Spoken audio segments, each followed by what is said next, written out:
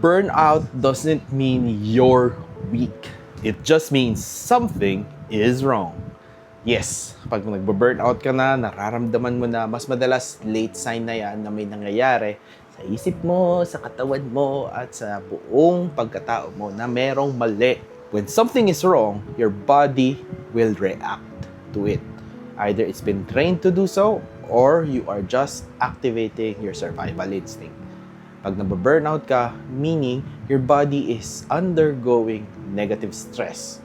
And right now, if you're undergoing so much stress and you cannot determine saan nanggagaling ito, it might be the current structure at work.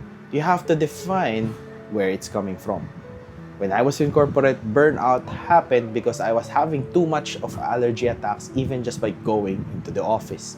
I was trying to find out, nagpa-check pa ako sa allergologist, etc., may gastos, and so forth, only for it to become almost partially non-existent nung umalis na ako. Meaning there were allergens or there was stress na sobrang talagang maga yung mukha ko because of allergies.